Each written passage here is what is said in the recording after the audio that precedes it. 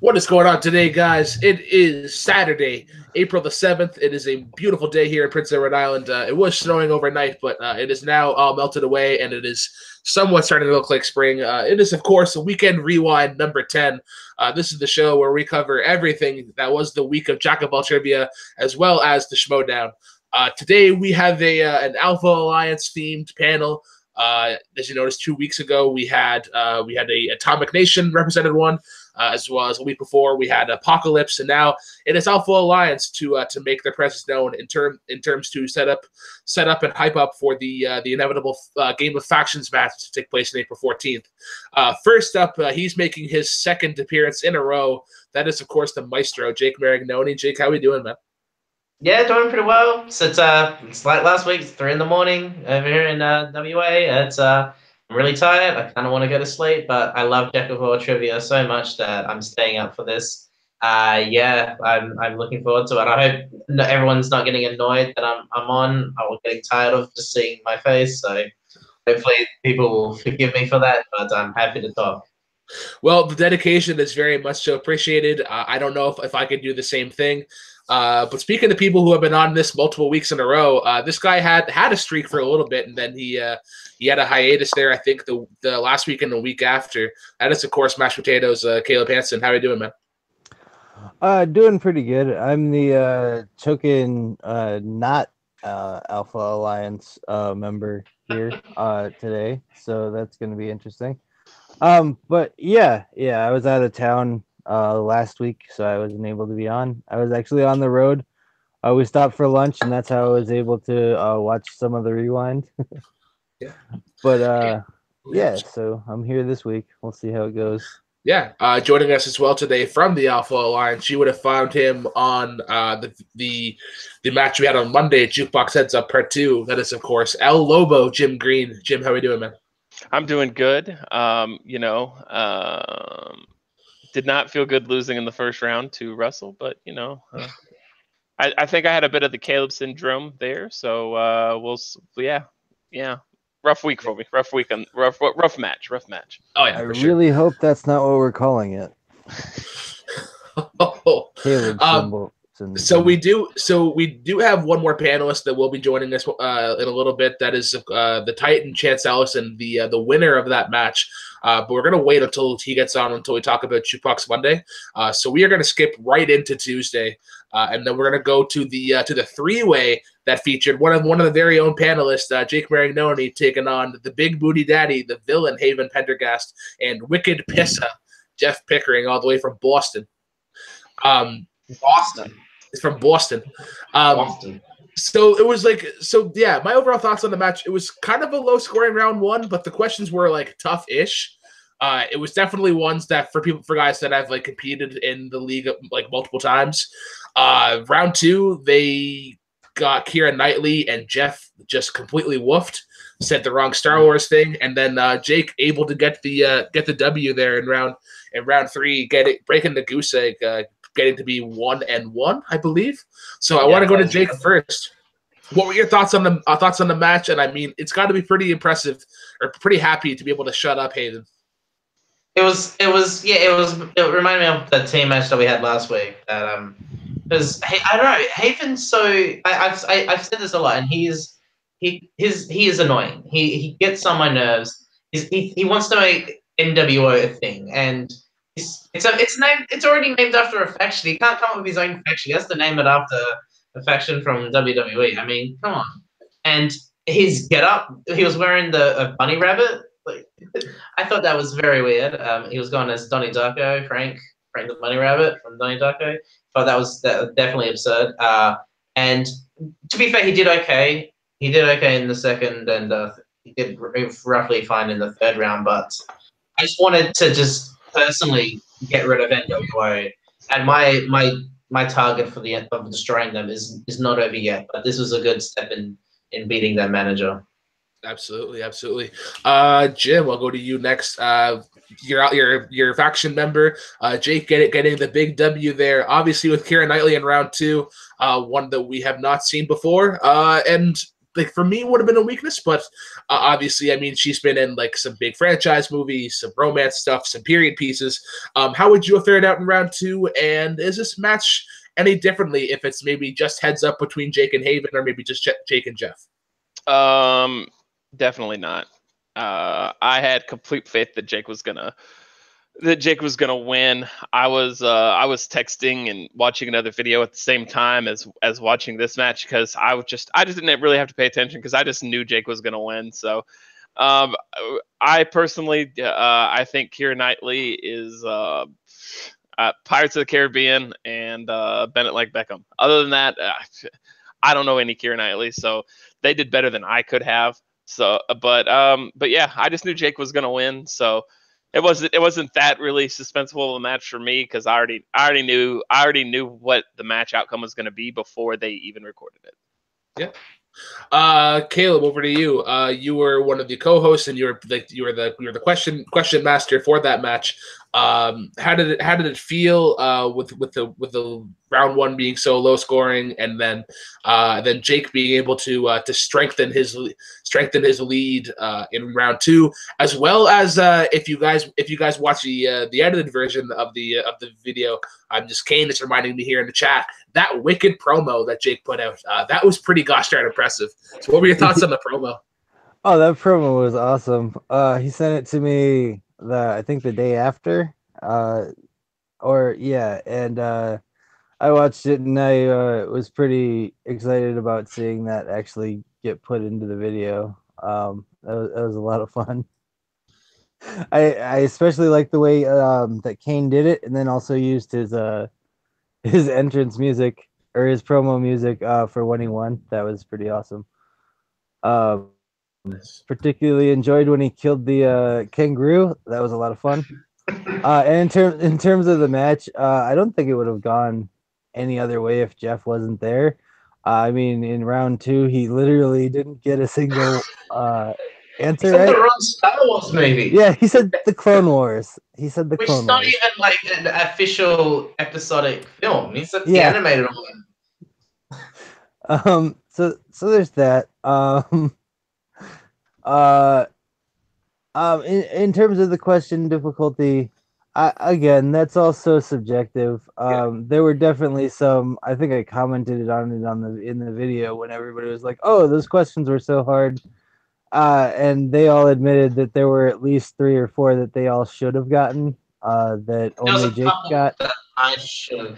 I can't remember which one it was, but there was like 1 or 2 that I maybe should have got. But there was some, like, I can't remember what it was, but named the duo. The Apple Dumpling Gang. That was a deep cut, sure, but I think in overall, I think it was a fair round, and those guys just didn't come to play. There were some that definitely Haven knew, and he just didn't click with it. I know he jumped the gun on one of. He jumped the gun on one of his round 3 questions. That was just like. It's the point. It was the music and lyrics one, I think. Yeah. He had Fletcher, and he was thinking of Fletch from Chevy Chase. Yeah, from Fletch. So I don't know. It was an interesting match, to say the least. It was kind of hurting cats. I was again, like I said, I was out of town. So I was doing it on my phone, and Jess was helping me out. But I had a good time. I think it was a good match. And we'll see what happens with the Wicked Pissa moving forward. But I think those are all the talking points. He's been persistent on getting that rematch with Danny Cost. I know he posted a call out / a meme of a cat singing "Oh Danny Boy," but the noms are calling. Jake, with the W, who would you like to compete against next, or to Caleb and Jim, who would be a good opponent for him? Well, I would say that, unfortunately, I said this in the video, and I stand by it, and it sucks that it has to happen, but we both have the same record, and I want to get to Nicole. Right now she's 2-0, and if she, and I know she's going to lose to Jess, she'll be 2-1. And if I beat my fellow Alpha Alliance member Jim El Lobo himself, and I'll be 2-1, and that means me and Nicole will be the same record and deserving to face each other. And then, of course, an NWO member that I will defeat. That's kind of my goal, is that I want to get up to Nicole. And if I beat her, I'm 3-1, and I deserve at least some sort of recognition. And then if I win another match, then a number one contender should be in my future. But unfortunately, it has to happen, but it's going to be just like brothers fighting. It's going to be a little rough fight, and then we're going to move on. We're still going to be friends. We're still going to be brothers. Unfortunately, but yeah, Jim would be what I would want to be my next opponent, since we have similar records. Yeah, all right. All right, guys. So if nobody else has anything to add on, let's get into part 2 of Movie Tuesday. That was a debuting match. Well, debuting kind of. One of them has a lot of experience in various other trivia leagues, but they were both making their Jack of all trivia debut. That is the Einstein, Greg Weinstein, taking on Cal L, Billy Polihan. I'm most sure on that last name. Very impressive debut though. In round 1, I believe Billy had the lead 6-5, and then they got Mel Gibson in round 2, which I thought was really interesting. He's got a varied amount of work, some rom-coms, action, some animated movies. I'm kind of pissed nobody said Chicken Run, his great claymation film. And then of course Jake the Gringo, that would have been cool, but then Einstein said that in the in the bonus, Greg pulling out the W there in round 3. Caleb, I want to go to you first as somebody who was hosting that. Now, with the exception of it being admittedly an audio nightmare, in those aspects, we have to acknowledge that for sure. But other than that, I think it was pretty gosh and entertaining. What were your thoughts being in the hosting chair? It was a lot of fun. Yeah, the sound problems were pretty frustrating. It definitely made things difficult, especially in round 2, to keep track of everything that Greg said in his bonus time. But it was a lot of fun. It's gonna happen. It was Haven's first time ever streaming. I think his computer kind of sucks audio wise. We're working on figuring out a fix for that, but in terms of the match, I was expecting. I've played Greg, I've seen Greg play. I was expecting a slaughter, and Billy having the lead in the first round, yeah. In the first round, and truly on the wrong horse. Yeah, and then he held his own for a while there with Mel Gibson. Admittedly, not one of his strongest actors, which was pretty impressive. But Greg was able to pull out so many. I don't know. It's strange because round 2, I feel like both of the round 2s could have gone better for this week. I guess they were just the wrong actors for the people at the time, but there were a lot of movies that were left off of the. If I had Mel Gibson, I would have done pretty well on that. Keira Knightley isn't as wide range of filmography as Mel Gibson. Yeah, admittedly, she does a lot more independent stuff. Like Jim said, she has her one big franchise. But there were a bunch like Seeking the Friend for the End of the World, and things like that nobody ever brought up, and same with Mel Gibson. But I think overall, Billy was very impressive. Put some pressure on the Einstein. But what are you gonna do? That guy's just a beast. It seems like he knows almost everything except for there's a couple of questions he missed in the first round. Yeah. If I was playing either of them, I said this in the video, but if I was playing either of them, I'd be very worried. Yeah, absolutely. Jake, your thoughts on both debuting competitors, and with them going forward, who would be a good opponent for each of them? Well, I think I personally, I've never seen Billy in another match before. I think that was his debut, and I don't know if he's been in other leagues or anything like that. But I believe that was his internet debut. Mhm. Okay, because he did well. He actually quite impressed me, and I like what he did. And I had a feeling that the Einstein was going to win. Greg's just that good of a player. I'm surprised that's his debut in Inner Geekdom because he's in everything, and he did pretty well. And there was a couple of like misses that just happened because either you just haven't seen the film in a while, and it's understandable. I don't know exactly who I think would be if at 0-1. There's a lot of players out there who have similar records that would be interesting to go up against. If I just quickly remind myself of, I think maybe Dave would be a good match. Dave Googler. Dave Goodger? Yeah, for sure. Yeah. I mean, both 0-1, so and they both did pretty well in their debuts. They just went up against legends in the league, so yeah. What can you do? This is the movie, not Inner Geekdom though. Yeah, it wasn't Inner Geekdom. Sorry, was it Inner Geekdom? No, it wasn't. It was movies. Regular movies. I'm sorry. I'm not paying attention. I'm thinking of the Super F match for some reason. This just in, guys. Jake is 3 sheets to the wind. He is plastered at 3 a.m. in Australia on a Sunday morning. I am not surprised, and I would be joining you if it was that time over here. Yes, let's blame it on the fact that it's the morning for me. I'm just gonna not say anything now. Okay, so I would throw out, like, for Billy, I would actually throw out John Salvi. I believe he is also 0-1, and he's a guy that doesn't really compete a whole lot, but he's been a threat in other leagues, and so I'd be curious to see how that would go. For Greg, I would actually like to see maybe him take on his partner Luca Hopval Madden if he pulls out his W against Jen. I mean, Jessica Morgan would also be another good one. Brian Fernandez. I mean, the list goes on and on. Jim, your thoughts on the match? And yeah, just to repeat the sentiment of what's been said. Like, I've seen Greg play before, and of course Billy. You know, Billy, the kid there, was new to the internet. So, but he was impressive. I really don't know that much about Gibson though. So, of course, I'm pretty terrible at the naming round in general, but that's neither here nor there. But yeah, it was a fun match, and I'm just looking at the rankings that Caleb had posted before. There's been some changes, but John's 0-1, JD, Nico, Joey. There's a few people that Billy could match up really well against in his potential second match. Yeah, absolutely. Second here. All right.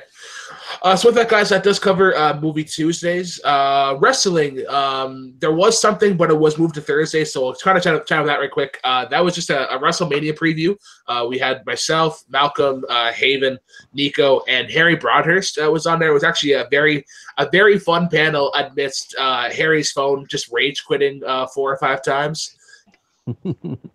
It at the same time. So a quick question that I have for you guys is, what will be the match of the night, and what is one that you are concerned for?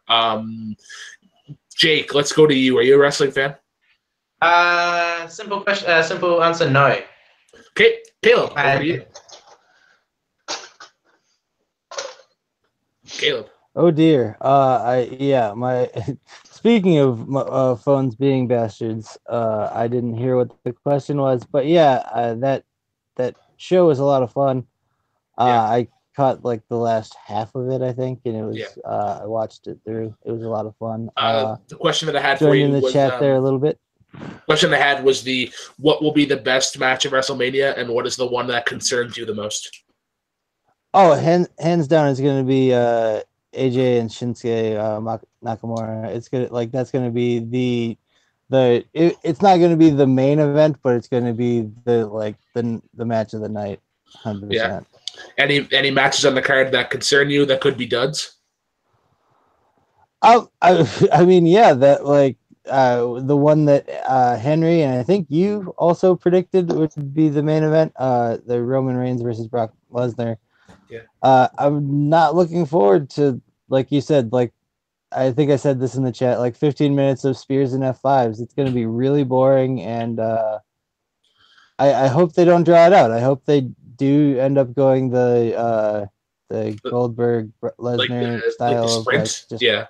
Get it over as fast as you can. Keep the energy high and get it over fast.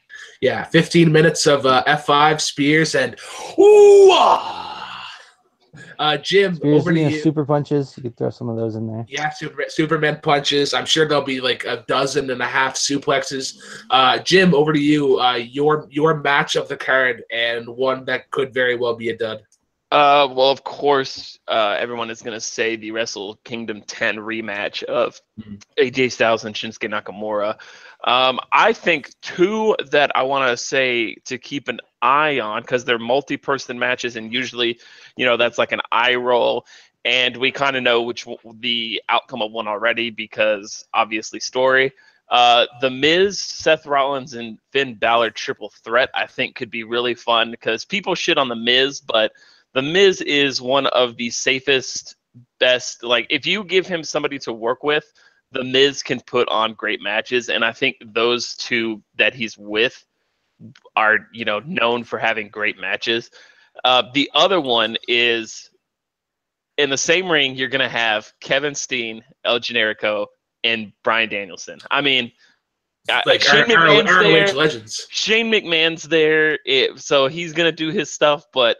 I mean, that just has the potential to be a lot of we know that Sami Zayn and Kevin Owens are going to win, so they'll be rehired to SmackDown, blah blah blah. But I think how we get there could be really fun. And then just say it's not tomorrow, but tonight on Takeover, the North American title ladder match is going to be phenomenal, just phenomenal. And I know he's not going to win, but. Say his name. Velveteen Dream. That's who I'm pulling for. I want to see Dream win tonight, but I know he won't. But I'm holding out hope. Yeah, I'm really looking forward to actually. I mean, like the AJ Nakamura one is gonna. I think it's gonna be really good regardless. I'm really looking forward to the Charlotte Asuka match. I think that's one that could definitely steal the show. I see here in the chat, Nazario was talking about Cena. Will he actually be sitting on the road? You were mentioning the Daniel Bryan, Shane McMahon thing. I would be kind of intrigued, like if you went back in time and if you took Shane McMahon out of that match and you made it a 2-on-1, Kevin Owens and Sami Zayn versus Daniel Bryan in the handicap.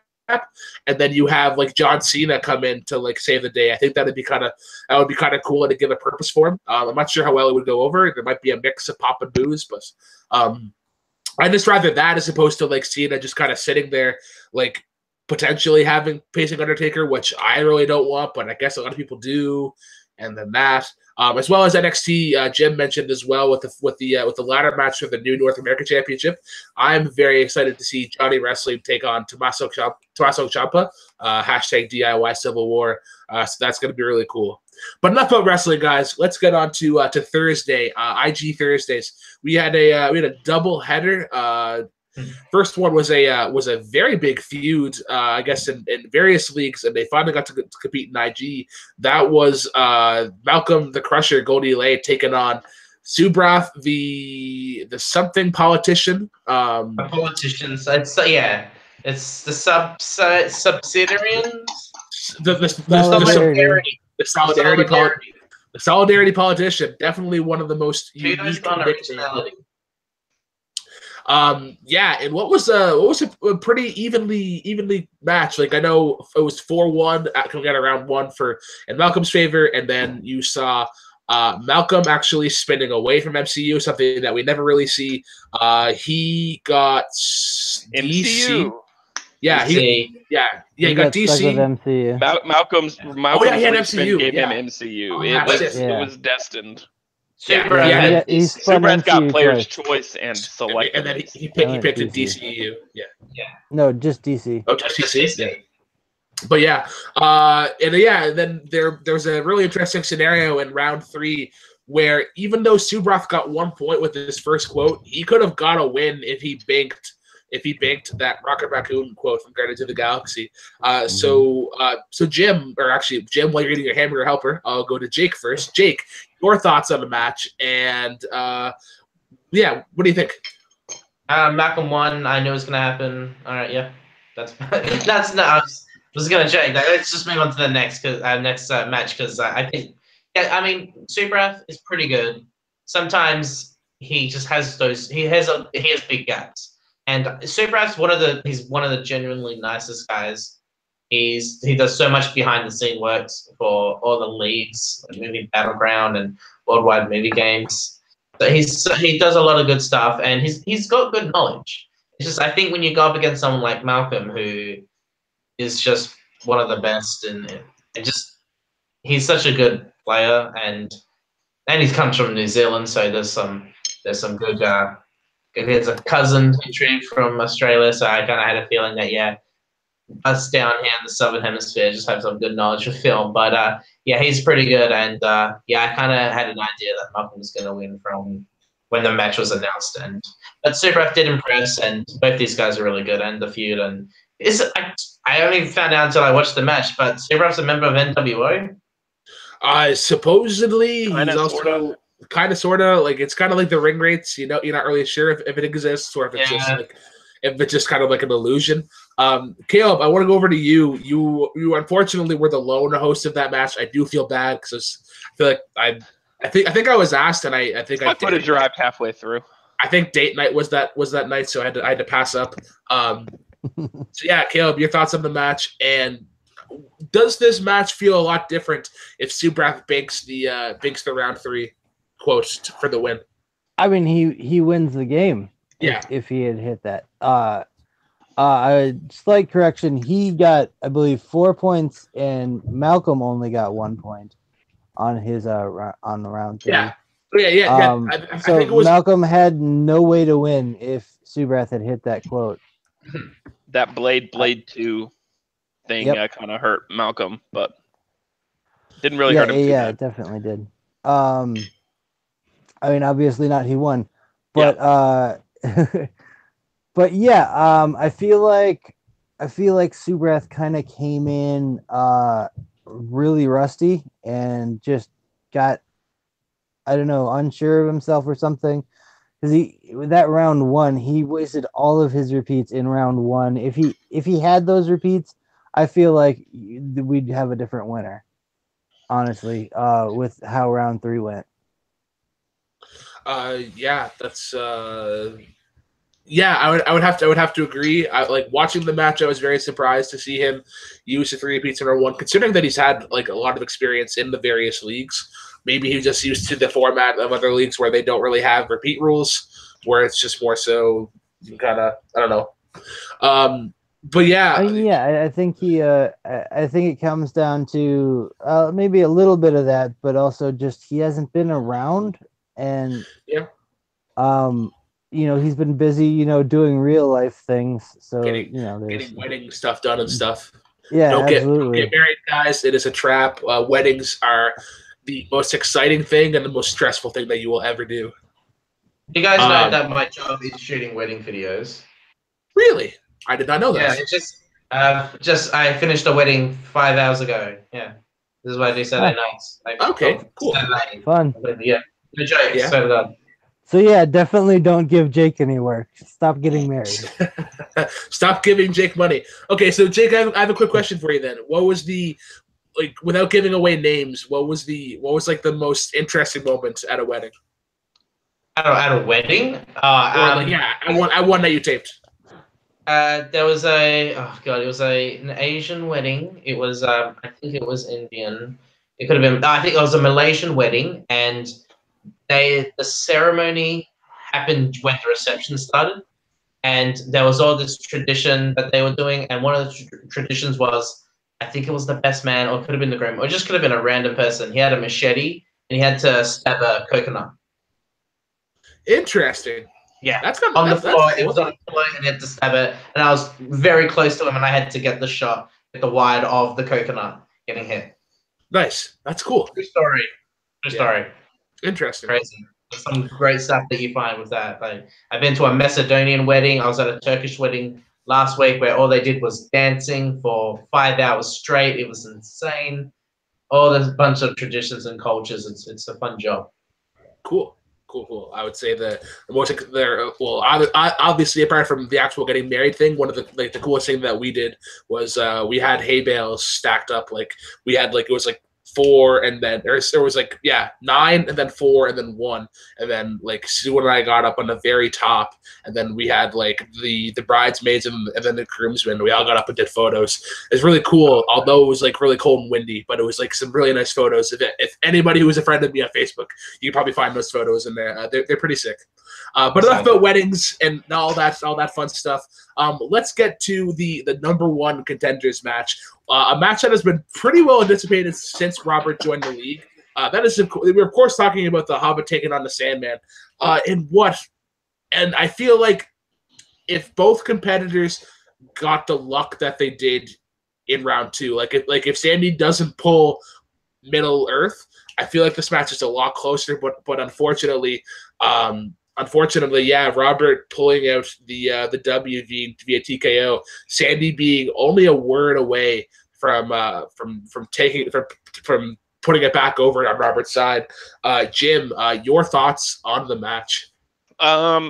It was a great match. That's one I watched as soon as it got posted, and disappointed. Robert, we voiced our disappointment to Robert for missing that bonus question as well as missing a Lord of the Rings question. So, Robert, poor performance by Robert, but he still got the win. So we forgave him, we guess. But it was a really fun match in the Alpha Alliance faction, so we are still fine with that.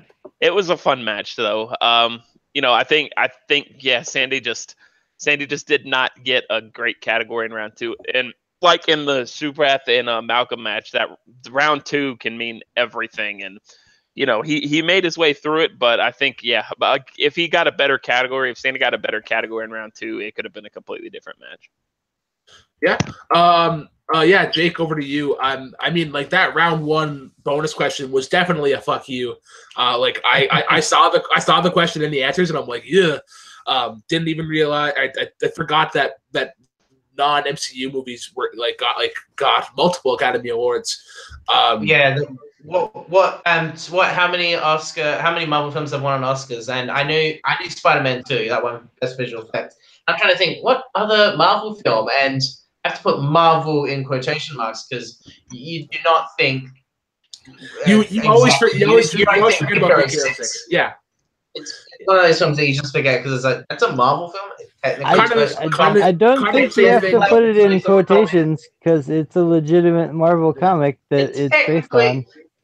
Well, it's more of a Marvel adapted comic. You think of it more as just a comic that's a Marvel produced that instead of this is a Marvel. Yeah, Watchmen is a decent whatever. Yeah, okay. It doesn't have the logo. It doesn't have the logo at the beginning. Anyway, that's other discussions. But I'm very happy with how Robert played. That bonus round, of course, is a tricky question, but it's what you get when you answer all of your 8 questions right. So that seemed about right. But yeah, tricky question. I think it just went well for Robert. He got MCU in the second round, if I'm not mistaken. Yeah. And then it was just unfortunate that Sandman got Lord of the Rings, and of course that is the Hobbit's biggest strength, if you can tell just based on his name. Unfortunately, it just didn't go for Sandman. But that five pointer is very interesting because believe it or not, I actually knew it was Resident Evil Apocalypse, and it took me a little while to figure it out. And he did get it. He was in the ballpark. He just was off by a base, and it was I think that could have changed anything. I mean, Sandman would have been in the lead, I believe, and Robert would have had to answer one of his questions in the 3rd round. But unfortunately, Sandman is off to Never Neverland.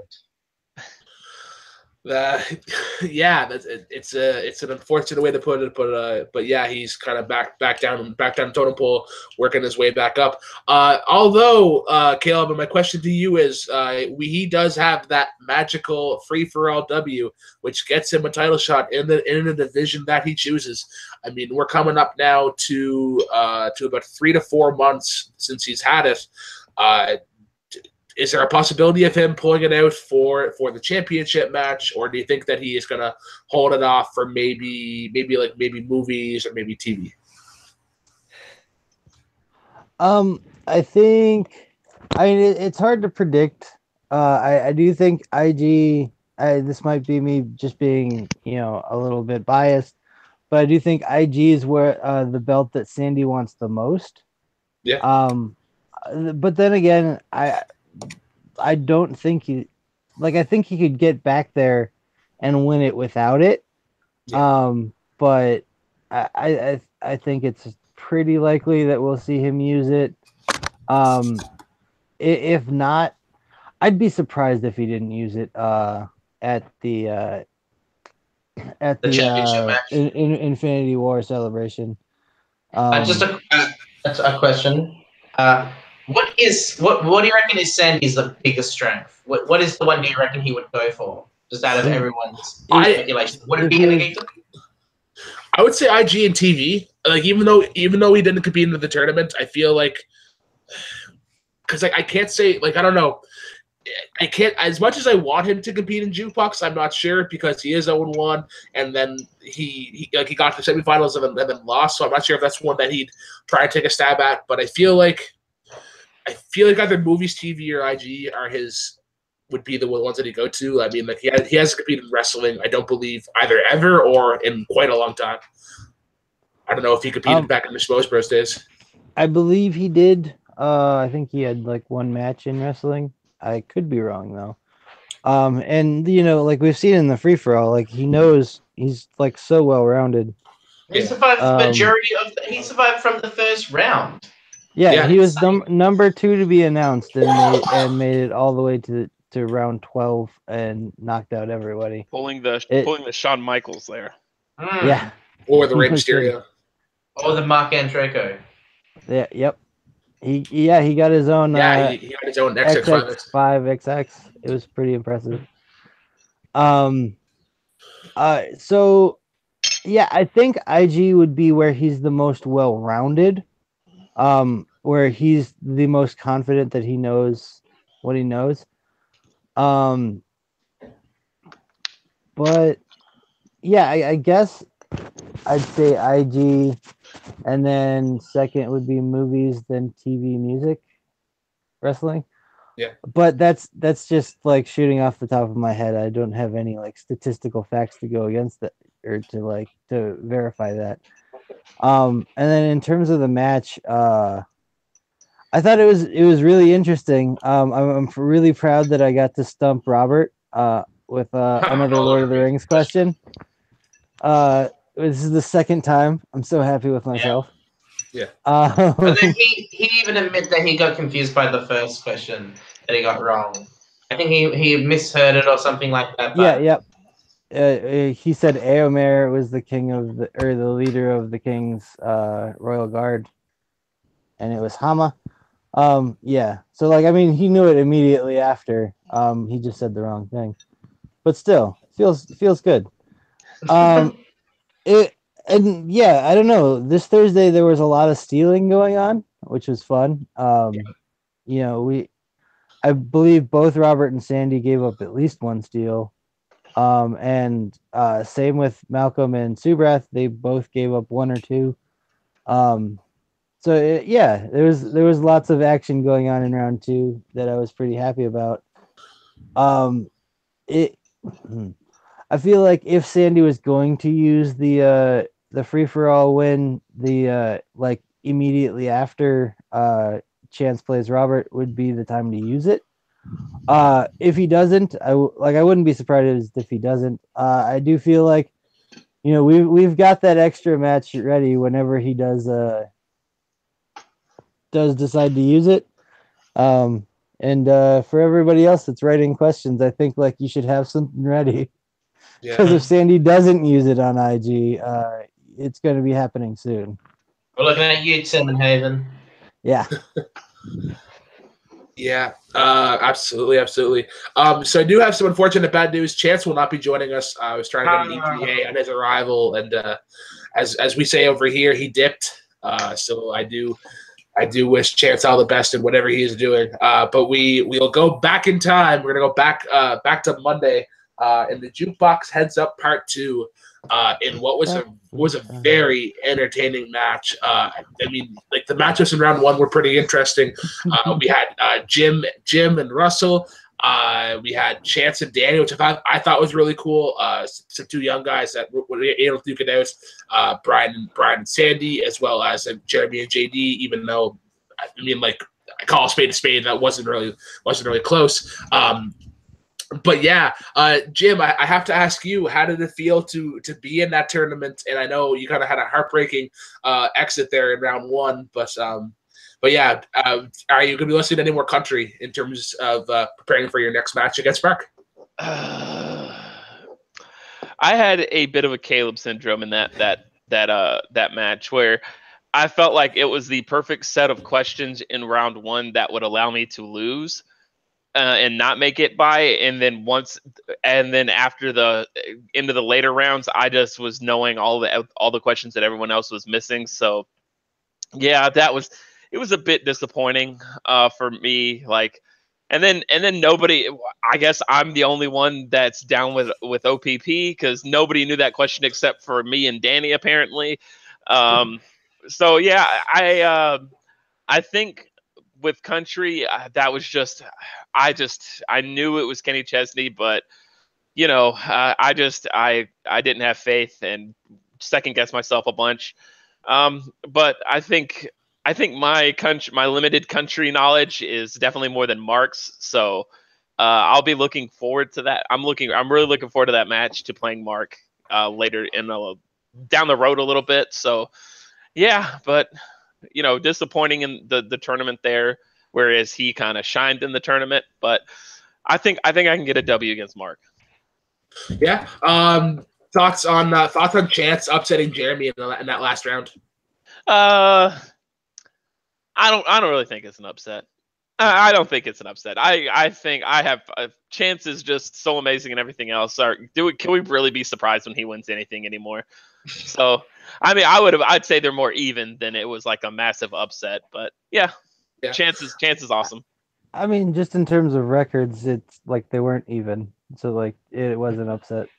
Yeah, Jeremy was 2-0 with 2 knockouts, and Chance was 0-1. Even though Chance lost to Haven. Chance lost to Haven, although Haven did bank his 6-pointer in the debut. But Caleb, over to you as somebody who competed and was able to watch this. Any upsets that you were surprised to see? I mean, yeah, care to elaborate? I'm trying to remember everything that happened in that match. There's been so much going on. Well, first of all, I hope that's not my legacy to be referred to as the Caleb syndrome when referencing tournaments. That's not something I want to happen.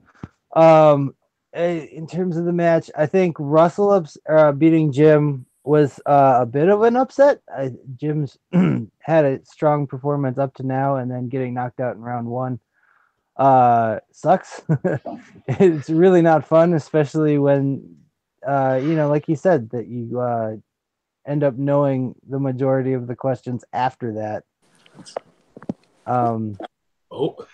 Speak of the devil. Speak of the devil. The arena. I thought he dipped, but now he's sideways. But yeah, Caleb, I just want to elaborate. I'm not saying that Caleb syndrome is a bad thing. I'm just saying it as in, we just bad luck. Like both of us, it was like kind of like a bad luck situation to where like we had just. I feel like both of us would have been really strong in rounds 2 and the final, but just those first set of questions was like those gaps in our knowledge. Like I think I missed like a Sarah Bareilles question, and it's like I knew that question, but I couldn't get Adele's love song out of my head from 25, which I had listened to recently. So it was just a perfect, and I hate Death Cab for Cutie. Fuck Death Cab. I was going to mention you had on there. It's like, you're like, I swear to God, if I lose on a Death Cab for Cutie question. Thankfully, Russell did not know it, and I didn't lose on that. But yeah, it's more of just a we both had that really bad luck in that first round, and then in rounds 2 and 3, it's like, oh, what's the Weezer's debut album commonly referred to? It's like, oh, come on, I'm going to the concert in June, and the Weezer comes up in second round instead of the first round. Yep. Chance, over to you. So we are talking about your big W there in Jukebox Trivia. Obviously pulling off the upset there on Jeremy in the final round. The question I have for you is the way that the questions ended up in the final round was that Jeremy's big strength, album release dates, was the last question. Do you think that outcome is maybe slightly different if he pulls an album release dates out of the bat? Probably. I think the outcome would have been. I think the outcome might have been different. Because either way, you still had some like modern questions, some hip hop things that really neither of us knew. But I'm not sure the outcome would change, but definitely would change the whole outlook of the final round for both of us, I think. Yeah. Any words for Luca going into the championship on April 23rd? Be gentle. I'm fragile. So. Yeah, for sure. And Jake, I ain't never gone in less confident to a championship match as I am going into this one. We believe #triple champion. 3-time champ.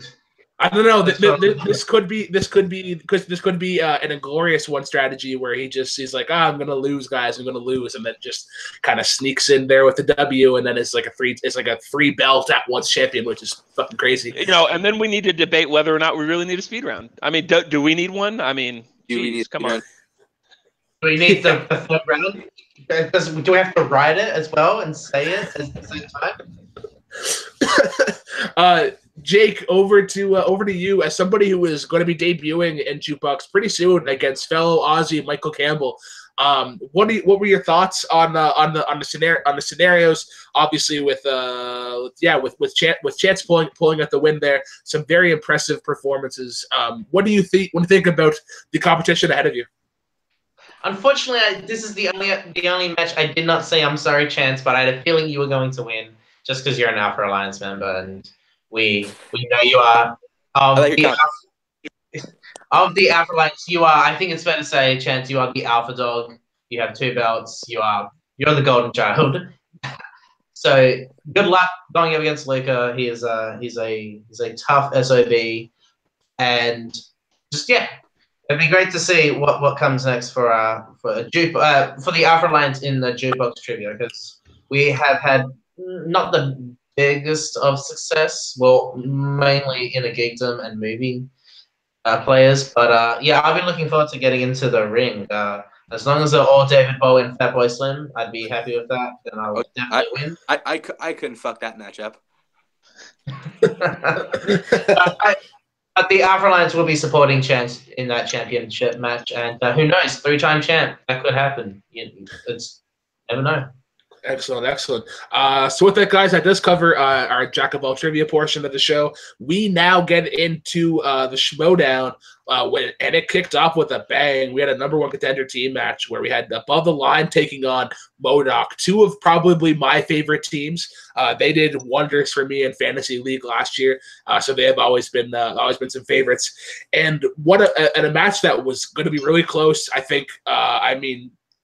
Above the Line had. That's up too. I mean, like Drew has that golden arm and just spun, got 80s, left. I'm trying to remember the category that MODOK got. I know they spun classics. I believe it was classics, and they respun to classics. Yeah. I know they spun twice and they got the same category. But Chance, since you just hopped on here, your thoughts on Above the Line and MODOK, and I mean that Jane Fonda moment was pretty gosh darn hilarious. Yeah, that was a good one. I mean, both really solid teams, but man, Above the Line, they're coming for it. I do think, I think this time's going to be different. I think Patriots beating them was. I think, like I said, Patriots beating them was a fluke, and I think they're going to come back. They're going to prove it next time they face off. Yeah. Jake, over to you. I know you're a big Above the Line supporter. Your thoughts on the W, and I mean Drew getting the perfect round once again. I mean that's got to be a huge confidence booster going into the championship. I've said this before and I'll say it again. Above the Line is my favorite team, the Schmoedown. McQueenie's my favorite competitor. Levine is a close second or third. That's 3 perfect rounds, including the bonus question for Drew. It's insane. It's crazy, and it seems teams he's just unstoppable. And the fact that they got 80s again, it's like 70s and 80s, and you can tell when Drew spun the wheel and got 80s, there was that confidence and that joyful happiness that you could see in Drew. And I'm so happy with the win. I didn't know it was gonna be that much of a win because it was a TKO. Yeah. And I think that's the first time Moto ever been TKO. Jake, have you ordered your Above the Line shirt yet? Oh, sorry, my bad. Fight Club shirt. I mean, they were announced less than a month ago, and you know. Did you order your like 6 Shirewolf shirts though, and the stickers and the laptop covers and mouse pads and I should mention my copy of Half-Life 3, so get it coming, it's gonna be awesome. and Kazam starring Sinbad.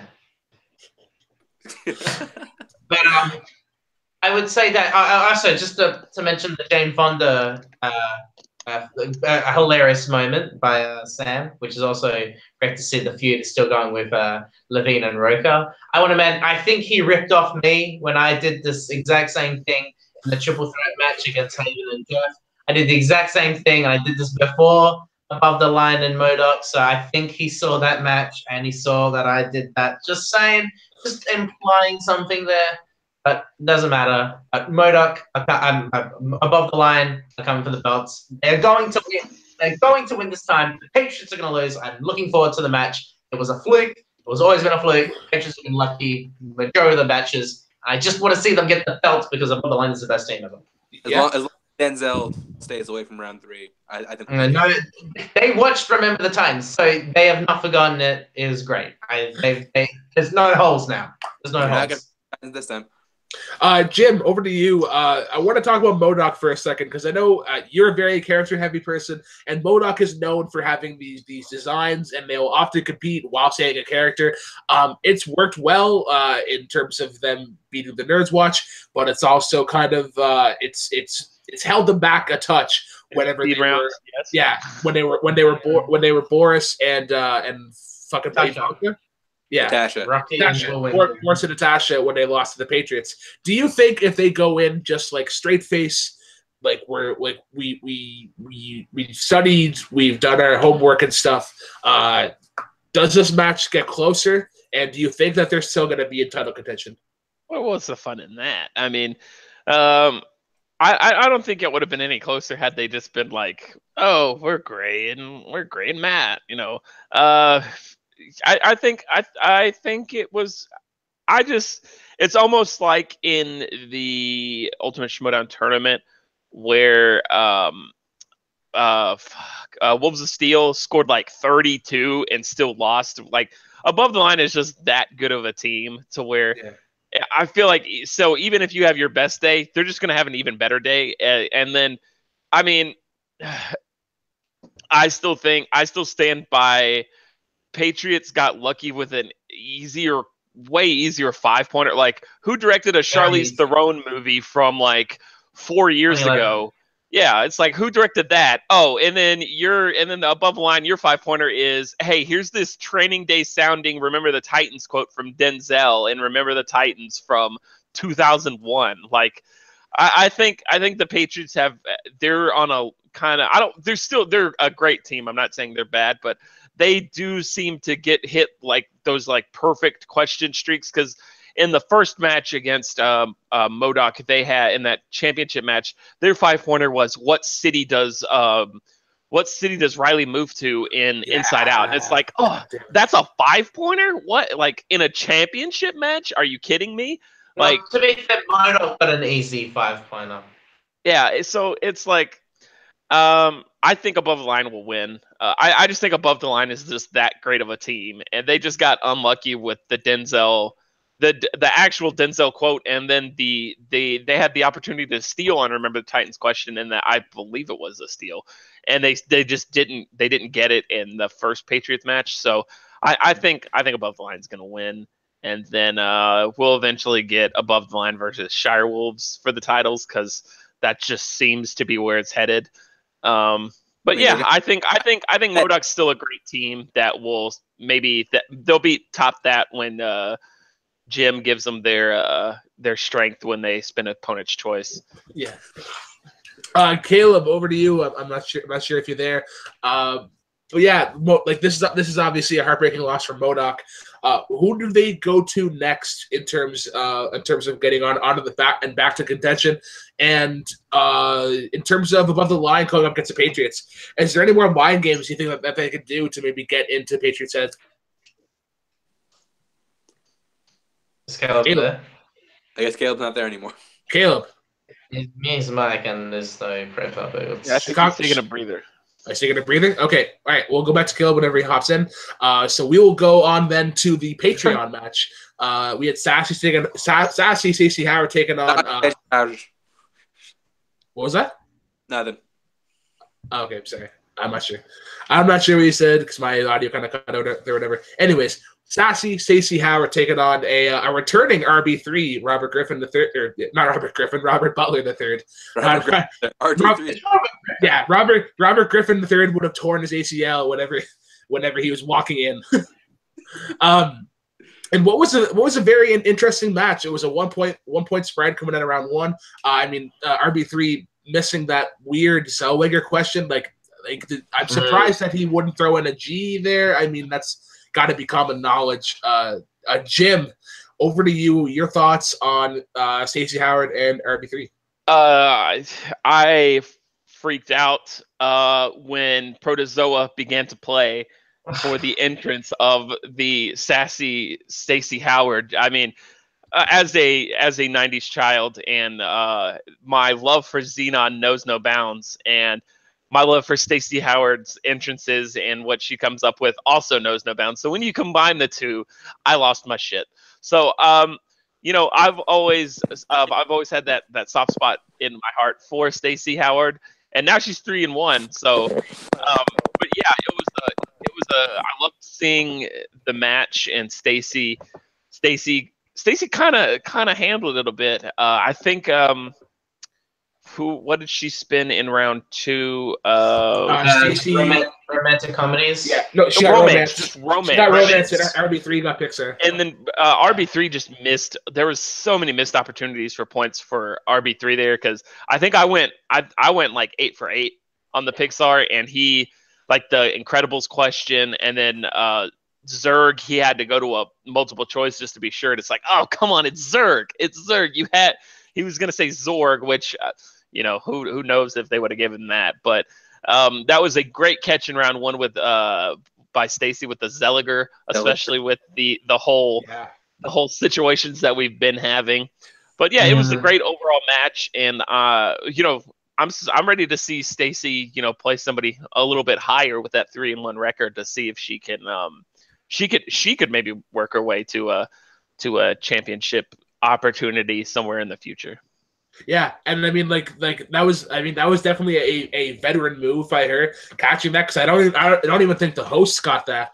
I mean, like Emma Fyfe, who's been on there, and I have my opinion on Emma Fyfe, and I'll leave that. If you want to talk to me about my opinion on Emma Fyfe, we'll chat and have a beer over it. And then John Roca, I can't remember the last time he was on, but I don't think he's been in the role where he was like the head question master. I think he was always kind of like a color commentary kind of deal. So that might have been a new thing for him, but like those things happen all the time. Like we've all been in that situation. Jake, over to you. Your thoughts on Stacey and RB3, and where does Stacey go from here? Well, I actually watched this match last week because I am a $10 Patreon member. Yeah. Look at you go. Jake is a $10 Patreon guy. I just wanted to point out. I just wanted to promote the Schmoedown because I love the Schmoedown. Oh yeah, for sure. No. I'm just picking on you. Yeah, I think. I mentioned this last week on the Rewind that we were talking about the Real Rejects Wildberries match, that there was that they played it safe, or they should have gone multiple choice. And I mentioned with the RB3 Stacey Howard match that there was an incident very similar, and that is when RB3 was going to say Zurg or Zorg, but he decided to play it safe. and that's what he did, and he got the point. But I think playing it safe didn't really help him in that match. I think Stacey Howard's one of the most underrated competitors in the Schmoedown. She's 3-1. I think if she wins another match, she gets a number one contender match, because 3-1 is pretty good. Top that were 3-1, and they got a number one contender match. So that's kind of crazy. And yeah, I think she's going to play a ranked competitor now, because her victory over Mark Ellis should not be understated. That is still very impressive and one of the biggest upsets we have ever seen. Yeah, and I think that it was interesting that she went off as Xenon from the Disney Channel movie. I thought that was really, really cool. And her and Brienne and a bunch of great competitors always put 100% effort into their promos and intros. So hats off to her on that intro. And I think, yeah, Robert Butler the third, RB3, is just he seems like a genuinely nice guy, and I think he's cool and all, and he does great behind the scenes stuff. But he just him and his match against Matt Noyce, he just hasn't impressed me with his knowledge. He's missed very easy questions, and it's frustrating to see that sort of stuff happen. But yeah, I'm looking forward to seeing what Stacey Howard does. I think her next match, I think maybe Lon Harris, I think, would be roughly around the same rankings. Maybe Andreka is going against Bateman. Andreka is going up against Bateman. That is confirmed. That is confirmed. I'm pretty sure that would be. Yeah. That would be happy, because Andreka's not got the number one contender match. I was actually going to suggest Andreka. I was actually going to suggest Stacey Howard would be a good opponent for Andreka. And then I think with Lon Harris, I think Bibbs is the next person in his. That's true. Maybe McQueenie, but I don't know. That's a tricky one. He's got a. I'm not sure. Chance, your thoughts on the match, and then also there was two moments at the beginning and at the end that were kind of interesting. We saw Janine call out Emma in a match which I thought was interesting. I feel like Very Janine awkwardly, might I add. could go up against someone a little bit better. Like, I don't think Emma Fyfe. Again, I think she should be a manager, and like sometimes it's not unimportant, but she shouldn't be part of like every single aspect of the Schmoedown. Is it weird that a faction manager is also the co-host of a lot of the matches recently? Exactly. Yeah, and I'm sorry. I'm gonna get into a rant here for a second. I'm really sorry to those who like Emma Fyfe. I'm sure she's great outside of the Schmoedown, but similar to how Brienne got really mad on how Kalinowski was being shoved down her fucking throat, I feel the exact same way with Emma Fyfe. She's like, I feel like she's been on every Schmoedown video like all the time, and people are gonna be like, "Oh, you're a right wing misogynist, whatever, Republican bastard or whatever." But it's like there are more women than Emma Fyfe on the Schmoedown. Stacey Howard, Perry Nemiroff, there's all these people. Emma is great as either a manager and a sideline reporter. Don't have her as everything, because then you just drown her with us and then she becomes annoying. Chance, your thoughts on Janine calling on Emma, as well as Clark revealing that Mike Kalinowski is going to be her opponent for the number one contenders match. That was also Emma revealing the very thing. It was also Emma revealing, and it was at the end after the Donica match. So one at a time. First of all, hashtag Time's Up Brooklyn. Hashtag Time's Up Brooklyn and Jake. Yeah, you and Jake have a conversation. Hashtag Emma too. I can clearly see why it was a Patreon match. I mean, it was good. It was entertaining. Yeah, RB, like had I been in RB3's shoes, I would have done a perfect game. I knew every single one of his questions. I just think, I'm on that turn, Jake. I like RB3 as a person, but he has impressed me with trivia knowledge overall. On the Janine Emma match, I mean, sure, I guess I like Janine. I think they'd be both evenly matched. I know. I think Janine has the edge there by like I was really impressed with her against Bonnie, because Bonnie was kind of like, Bonnie hadn't played in a while, and Bonnie was just, she was kind of free and like kind of, so her beating Bonnie wasn't like super impressive. Like, oh, she now needs to play like Lon Harris or Stacey. She missed her 3 and 5 pointer. That was very easy. Versus blonde hair. But as far as the upcoming match of Kalinowski versus Clark Wolf, that's gonna be if both competitors show up to the best of their ability, that's gonna be a knockdown, drag out fight. I think I can go one of two ways. If we get the Kalinowski that we saw like in 27, and for a good part of 2017, and for the first half of like the bracket of the singles tournaments, and for some matches in the beginning of the year, I think he can actually like take Clark to task. But if we get the Kalinowski we saw in that triple threat against Cushing and JTE, Clark's gonna kill him. Yeah. Yeah. So with that, guys, we mentioned like the last thing of the Mark Donica Jared Habon match. So let's get right into that. Before we continue, I just got to say I have to take off now. I just want to pop in, talk about Jukebox and a little bit of Schmoedown. But just as the Titans signing off, I will see you guys next time. Any plugs you want to make it quick? Plugs, Full Metal Media, Chance the Critic on YouTube. And we're doing the Full Metal Media Awards very soon, so if you had not voted, vote for that. I have. That'll be all. Thank you, guys. See you next time. All right. Cheers. All right. So with that, guys, our Silent Bob, any thoughts on the Stacey Howard RB3 match? Nope. Okay, cool. All right. Excellent job, Silent Bob. So with that, yeah, Mark Donica, Jared Habon in an IG #1 contenders match. I thought this one was actually going to be, I mean, like it resulted in a TKO for Mark Donica, but like when you saw round one, it came very close. Like there was kind of a 1 point spread, I believe, but it was kind of. What was that? They were both at 7 points. Oh, yeah. So yeah, with that, the opening part of that was Mark Donica, if you wanted to join the Fife Club, to which Donica essentially said, "Fuck you, I'm joining the Lions Den." Well, he said, let's wait till the end of the match." Yeah, I mean, like, I feel like the quote professional thing, mind you, this is all cameraed and filmed and whatnot, where you kind of respond saying no. It's kind of like not breaking up with your girlfriend and then be like, "Oh, I'm gonna go start dating this person now, but I'm not gonna tell you." Yeah, that's about right.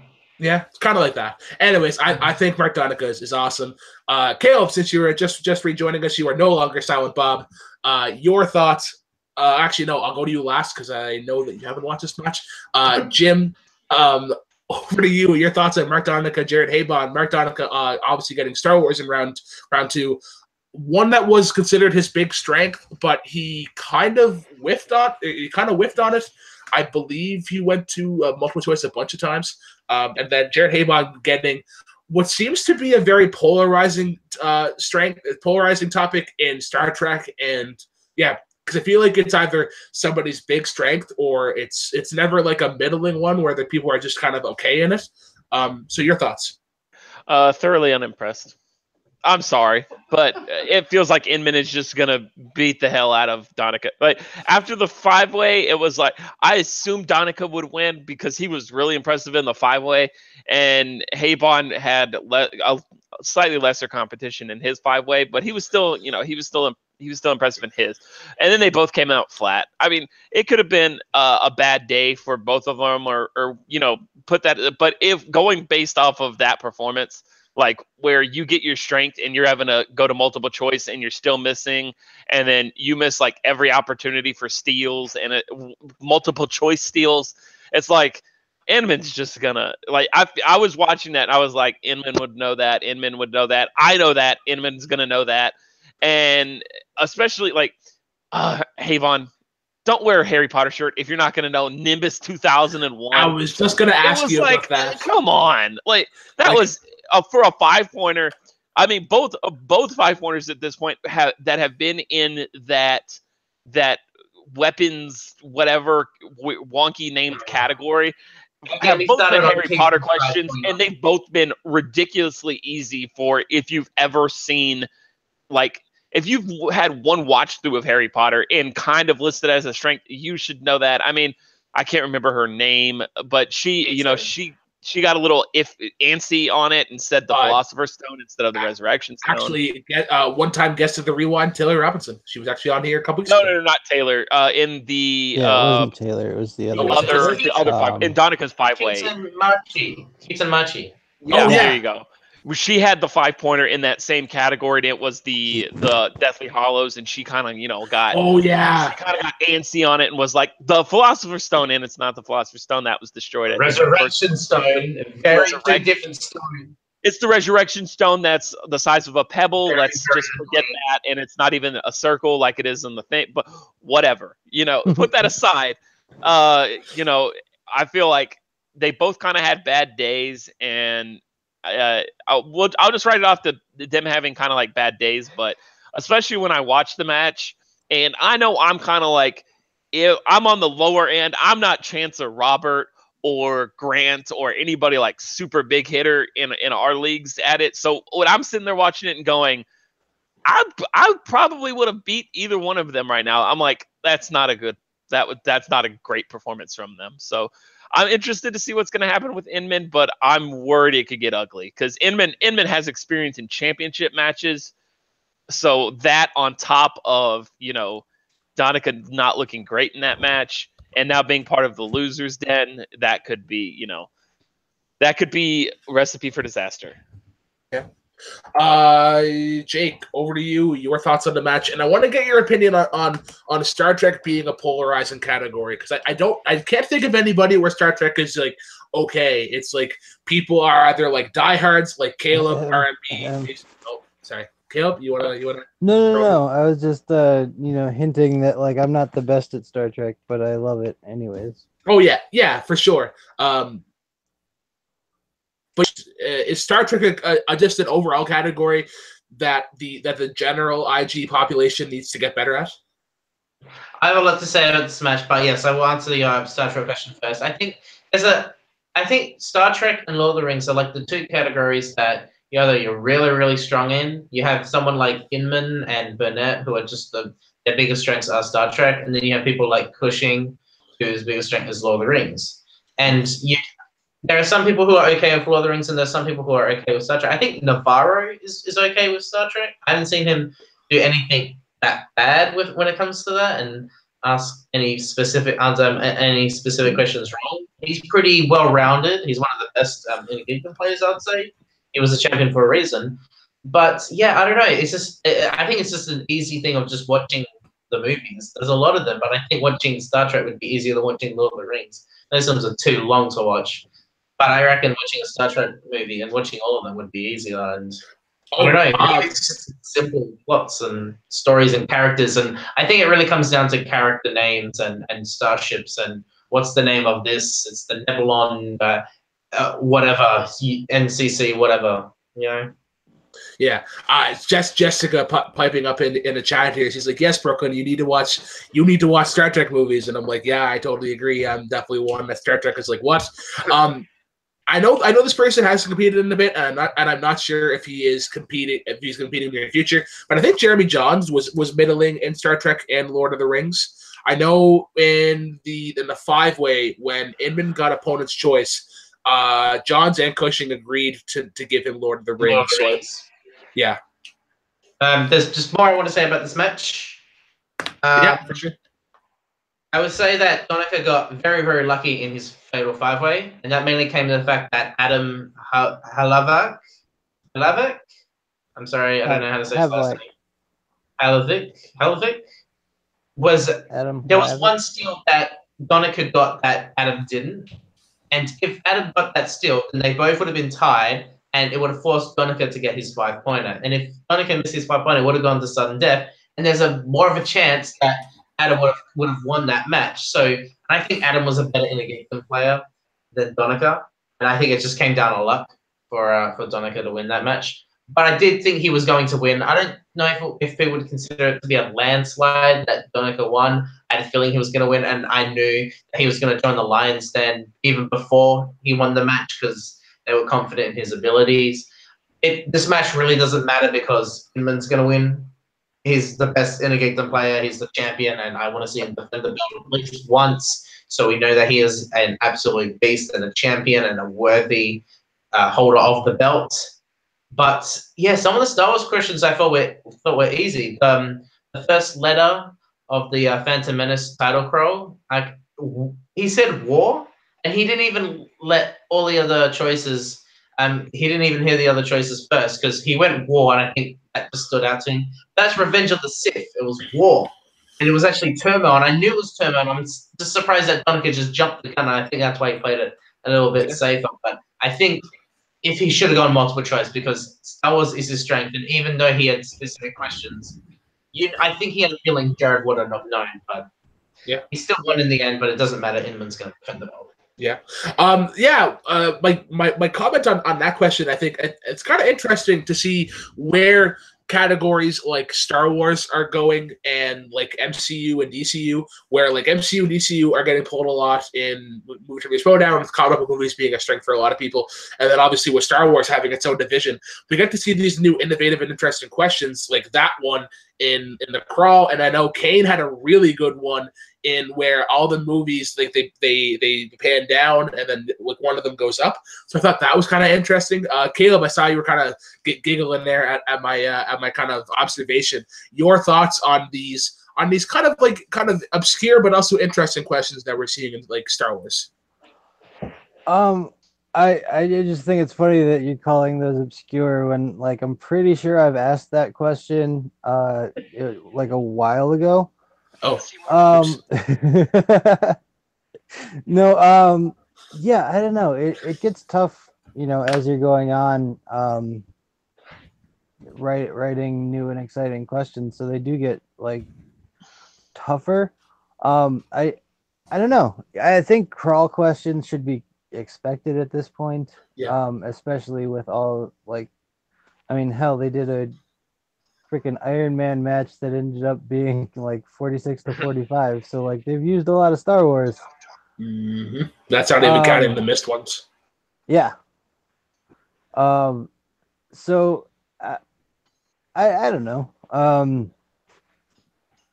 In terms of Star Wars being so deep, it's just what it is, I guess. I do want to say that Star Trek is definitely something that people should be watching, especially the older ones. That's not knocking the new ones. They're just, not as geeky. They're like, they've been modernized to be to reach a broader audience. For everyone. Yeah, exactly. Whereas, like, if you watch the old ones, with the exception of the first one, because that was just like a weird, like. Screw you! I like the first one. Hey, teach their own then. But it's pure geekiness is what Star Trek is. It's in that, like, Lord of the Rings is high fantasy, Star Trek is high sci-fi. Yeah. It's the purest form of geekiness, and people like, I don't get why people are so down on it. Except to say that that many people are down on it proves that it deserves to be in the inner geekdom. Yeah.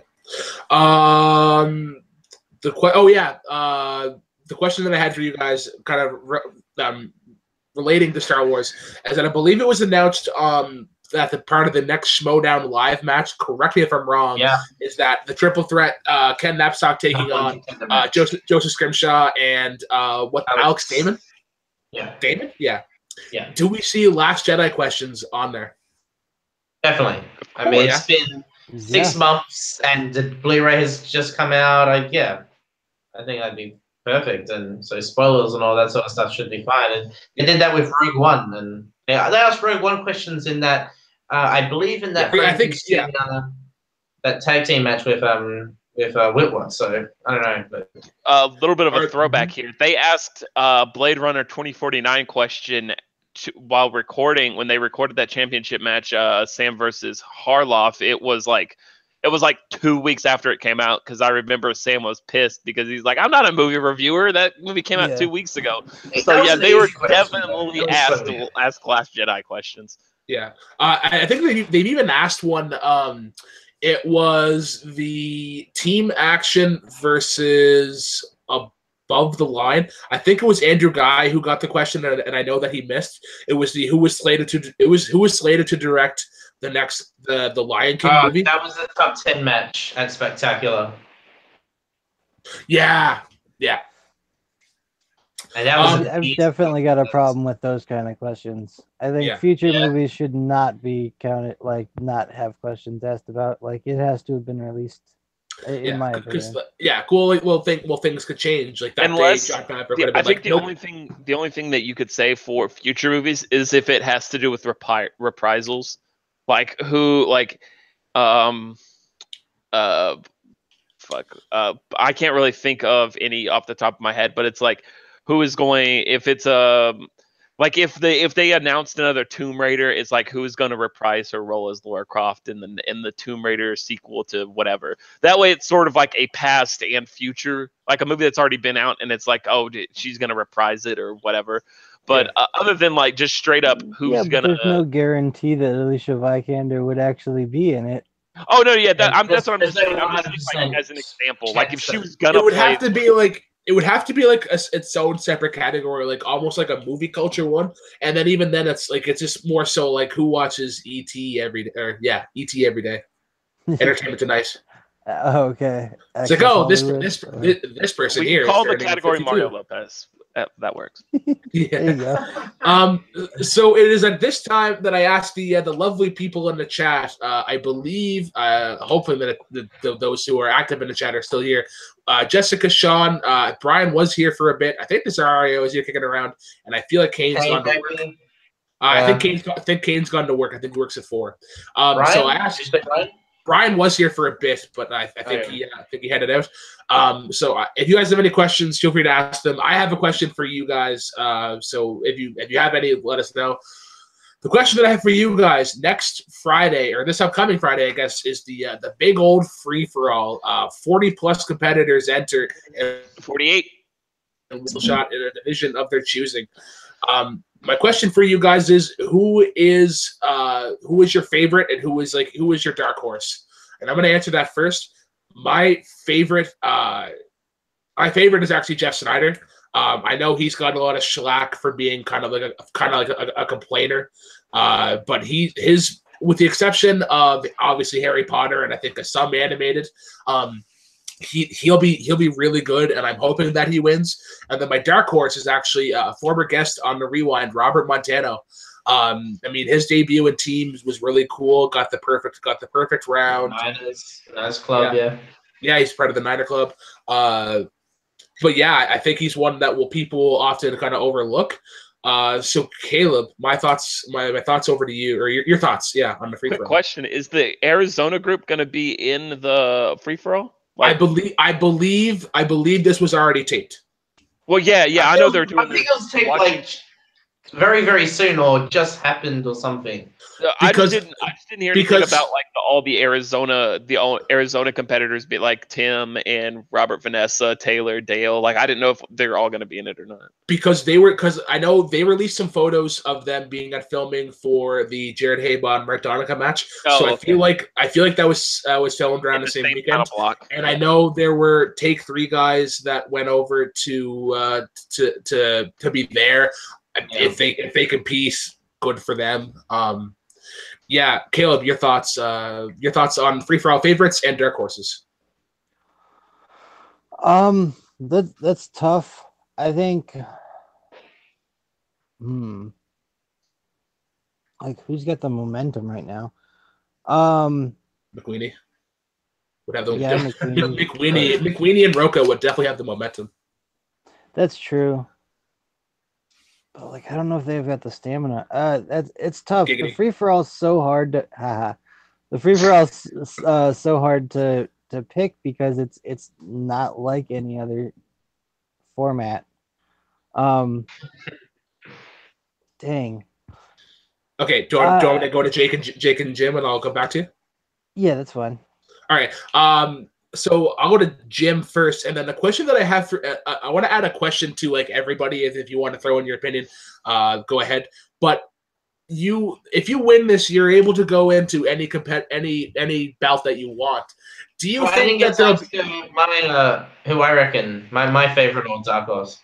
Yeah, for sure. And then the question I'm going to ask you as well is for people that are IG heavy, like if you see like someone like a Jay Washington or Robert Meyer Burnett, do you think that they're going to throw in IG questions or maybe even like Star Wars questions just so that the competition is balanced, similar to how we did our free for all? You can go first, Jake. Okay, because I don't know if putting Star Wars questions in there because it's such a young division, and there are very few. I don't even know how many Star Wars competitors are actually going to be in the free for all. Yeah. So it's really not exactly. I can see if it's because it's about anybody challenging for any belt of their deciding, but I don't know. I think it's fair to have inner geekdom questions thrown in.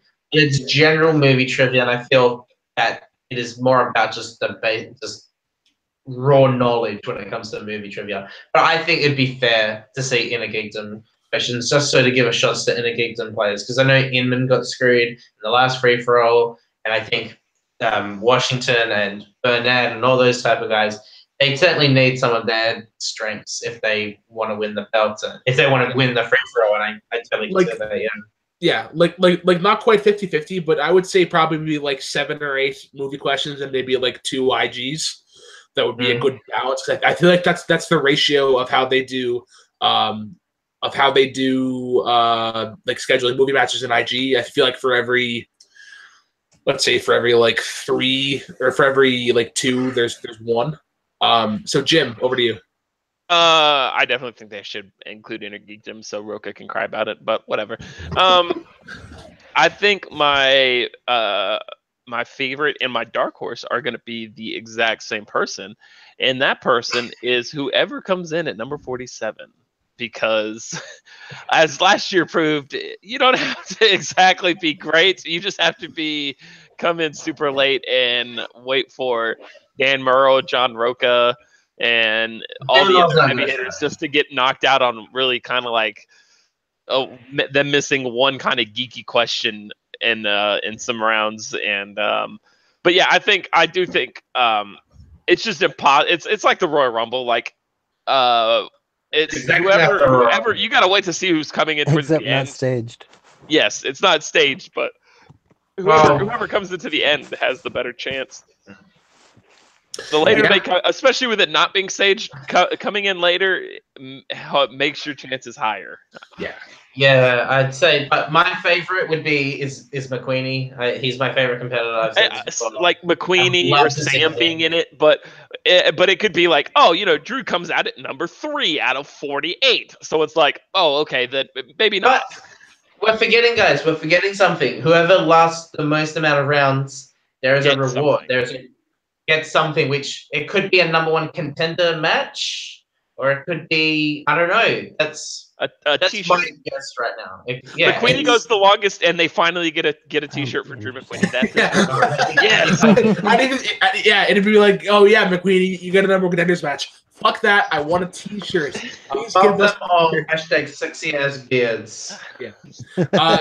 Caleb, over to you. All right. So in terms of who I would like to win, I think like story wise, I think Roka would be a lot of fun, because then he could potentially have a workaround for that stipulation that the Patriots will never have to play them again. Yeah. Which would be a lot of fun. I'd really like to see that happening. In terms of dark horses, like I'm still a big fan of, again, assuming that the Arizona people are going to be there, I'm a big fan of Tim from Tim Franco, yeah, from he's awesome. From Late to the Party. That dude, again, another one of the 9 Pointers club guys, and just like dominant performances every time they're on. It's just that they're not on that often. So I'd really like to see him do really well in the free for all. That'd be awesome to me. Yeah. So we do have a question here, guys. It is from Jessica Morgan, although she does say that her husband said it, but she's taking the credit. So her question is, what's a movie role that you think should be cast differently? And the answer that she was given was Gabriel Iglesias in place of Will Smith for the live action Aladdin in terms of the genie role. So I have one. If I'm gonna spill here while you guys think. Bryan Cranston as Lex Luthor. I think that's one that was like kind of a gimme, and they're like, let's be different and give it to Jesse Eisenberg, where he played more of a Riddler, or more of like a what's the name of the Batman villain that starts with a Z? He was kind of cool. Victor Zsasz. Victor Zsasz, yeah, he was okay in the Arkham games, like kind of as a side villain. But anybody have any other casting choices that they would have made differently? I mean, are we talking like upcoming or like just either or any movie ever? Whatever, yeah. Dang. So broad. My first instinct was when she said Gabriel Iglesias to replace Will Smith, I was thinking in Suicide Squad. But that's just really funny. That would have been awesome. That would have been great. But I'm trying to think of a serious answer. So someone not like 5'7" to be Bane in The Dark Knight Rises. Yeah, or anybody Hispanic or like with a Spanish accent would have been pretty good too. Who would have been really? The Rock is tall and scary and kind of brown, so The Rock. Let's go with The Rock. Yeah, there you go. Oh, he wasn't a big enough star yet. Are you really gonna cover up his face though? Screw it, Braun Strowman. Yeah. Oh no, Glenn Jacobs. He was born in Spain. Oh, there you go.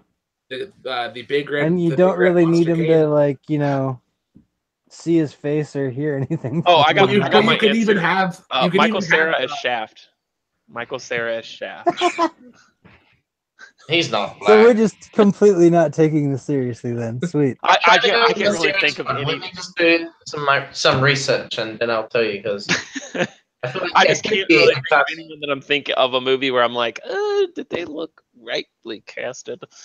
But yeah, and going back to that, the Bane thing or whatever, I think Kane would have been a great choice as like a stand-in because he has the muscle, and I feel like he has like movement similar to Kane or similar to Bane, where he had like is like it's very kind of like swoopy almost like I would love to see Bane do a kind of a sidewalk slam on Batman. That would be just kind of like an interesting thing wrestling wise. And then even honestly, if he had someone did his voiceover. If you're talking about like physicality, like I've always thought that Brock Lesnar has the most like physically in common with Bane. Yeah. Just because like they're huge dudes, but they're also incredibly fast and smart. So I feel like he'd be a good match physically, but he's also got the disadvantage of being like the whitest guy ever. So yeah, still think he doesn't totally fit in for Bane. No. I've got one. I'm just trying to think of somebody who's terribly cast. Go ahead. This is just one that I just came up from the top of my head. But I think if you did, if you got rid of Mila Jovovich in the Resident Evil films, and if you put someone like Jennifer Garner or Uma Thurman, I think that would have been probably better. I don't think Mila Jovovich was terrible. It was just that the movies kept going. Yeah, but she was doing the same wide open reactions in that first film. I think someone like Uma Thurman would have been better. Yeah, and that's from the top of my head. If I had more time to think about it, then I probably could have come up with something better. Yeah. Yeah. So we're coming up to the hour and a half mark. I have one and Jim, and then we'll call it a day. Kind of getting back to wrestling, with it being WrestleMania weekend. Does John Cena wrestle somebody this weekend? Yes or no? Yes. John Cena does. Jim, you think he faces the Undertaker? Yes. Like they scrapped that whole moment that they had last year? Probably. I mean, they're doing it the way that they're doing it and the way that the booking is headed. It's like they wouldn't have done it. If the Undertaker was not going to show up, they would not have done like the way that they're doing it. Okay, so here's something that I mentioned on the preview show that I feel like is the better thing, because I don't know if Undertaker can like you saw his last match. He's allegedly okay. extremely healthy now. Really? Yes. Okay, so yeah, I'll echo the statement that I made on Thursday's show, where it was like John Cena goes on his rant with Undertaker. Undertaker comes out and he's like, I admire your passion and whatnot.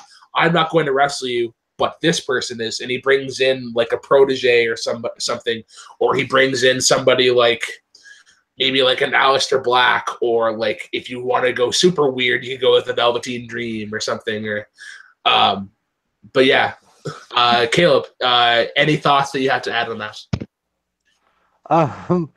Not really. I mean, I guess yeah, they might do it. I'm not like super excited to see that happen. I mean, and that's weird to say because Taker's like probably like one of my all-time favorites. But it's like they're both past their prime. Like I don't see the need for it. Yeah. I think it's just so John Cena can make his paycheck, promote blockers, and then GTFO. Yeah, exactly. Like I don't care about John Cena's movie career. Like let's just let the wrestling career die. He was like, okay. He was okay. Give Taker some freaking like let him go out with dignity. Yeah. Like I don't feel like he had an incredible moment last year. And then in terms of like John Cena movies, that the Train Wreck one was okay. His performance was really awkward. More awkward than he was fun in Sisters. Wasn't that called Sisters with Amy Poehler and oh yeah. Was he in that? He was the drug dealer. Oh, I never saw that for obvious reasons. Yeah. All right, guys. So we are at the hour and about 40-minute mark. So I think this is a good time to call it a day. I want to thank our panel, our Alpha Alliance panel. I want to thank Chance. Oops, we forgot to talk about one thing. We forgot to talk about that. The whole point that Kane made that promo is that there's no information. I'm glad I remembered to Kane, you are probably going to eventually watch this later. I do apologize, but we forgot to talk about the IG Infinity War celebration. Yeah.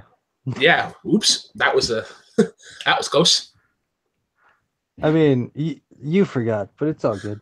I mean, you guys could have gave me a simple hint, wick, nudge, nudge. Well, I just did at the end. I assumed it was going to be like, hey, we're going to like actually like chat about this, after we get through all the discussions that we have to talk about. Yeah. But you were just like, no, let's get out of here. So I was like, okay, you need to go. No, we got time. Okay, cool. Yeah, for sure. Are there any questions about that, or should I? There's none that have popped up. So yeah, if you want to kind of elaborate on it. Okay, that's fun. So here's what I've got so far, if I can find what we were talking about earlier. So it's going to be a random draw. We've got, I believe it was 15 people that have already replied to the video and said that they wanted in. So all of those people, I believe, either next Thursday or on the Rewind next week, we're going to be doing a drawing to see who the 6 players are going to be. Keep in mind, guys, especially like all of you that put your name in there, these are going to be like, this is going to be a gauntlet. It's going to be hard questions. You need to know your MCU. Like, this is not like, there's a few people in there that are like, oh yeah, I'm good at MCU. Like, this is not for you. We want the top MCU players. I put my name in, and I'm going to be watching all of the Marvel MCU films for the gauntlet. Right. I swear to God, I will be getting ready. And it's one of my biggest strengths, so I don't just say that for nothing. Yeah, for sure. So it's going to be... So we're going to pick the top 6. It's going to be a random draw. All of your names are going to be in there. I was just giving that warning because there are some people in there that are good players, but I don't know if it's going to work out for them if they get drawn. Not naming any names, but yeah, it's gonna be rough. So it's gonna be Yeah, obviously. Jake. Yeah, obviously. Jake That's Jake is one of 100% the who I few was talking Jake about. is one of the few people that'll be like, if somebody had a gun to his head, be like, name all of the Marvel movies by movie release date, he pass that with flying colors. Well, you have a 10-year span where I mean, But I mean, like it's a combination of his two strengths, MCU and movie release dates. So I'd be That's true. So it's going to work like this. It's going to be like a little bit like how Brooklyn did his heads up matches. Except it's not going to. Except we're actually going to play them out. 1-on-1. So it's going to be 6 players. And the first 2, again, it's going to be random draw, are going to play, and then the winner of that is going to play the next game, and then we're going to go through that until we're down to one competitor. It's going to be 10 questions, I believe, per round. I'm trying to find what I talked with Kane about earlier. Yeah, 10 questions each round. Random pick 2 competitors. MCU related. Who wins? Yep. Okay, that's everything. And then in terms of details, we haven't worked out what the stakes are yet, but it's going to be something fun. Yeah. I hope people like it. We're putting a lot of work into it. And this is going to be 100% the match to really prove like who is the best at MCU. It's going to be intense. Like I've looked at the first round of questions that we've got written already, and they're oof. I'm pretty good, and these are they're stumpers. So study up, everybody who wants in on this. It's gonna I'm be getting excited. This is great. insane. I like that challenge. And then after that, we're gonna have the triple threat grudge match, which is gonna be a ton of fun. These are all gonna go up the same night, right after one after the other. Between Caleb, RJ, and Mark, it's gonna be a lot of fun, and hopefully they can, finally shut up one of these guys and give RJ another win, because that's what's going to happen, in my opinion. Caleb might get the victory. We don't know. As much as as we all talk crap about Caleb, I think he's got a legitimate shot. Mark too. He's had a lot of bad luck lately. Or well, not lately. It's been a while, but in IG, he's not the greatest, but I think anybody's really got a chance to win. 0-2? No, he's Mark is 1-5. Oh, he does have a victory. Yeah. Against RJ, isn't it? Yep. RJ and him are 1-1 in Inner Geekdom. So it'll be interesting to see. And then also you got Caleb in there, who's I don't know if you saw the There Will Be Trivia tournament this week match that went up the other day, but he was absolutely the strongest part of that Nazgul team when he was playing. He's a strong competitor every time, except maybe in music, which is surprising. But so it could really go either way. I'm pretty excited, and there's the hype leading up to this, I'm hoping, is going to be crazy, because those guys all can run, or well, 2 of those guys can run their mouth like nobody's business, and then they'll rile up RJ, and when RJ's riled up, it's just, there's no telling what's going to happen. It's always fun. And then finally we got the championship, Robert versus Chance, all again right after the grudge match. So this is going to be a fantastic event. 5 rounds. We'll see how Robert does in a championship style format. We haven't seen that in in JOAT yet, at least. So it'll be a lot of fun. For make sure you the guys tune in. for the 2 viewers that are watching us, because there's 4 viewers total, and I think one of them is myself, and the other one is Jake. Will these be in separate parts?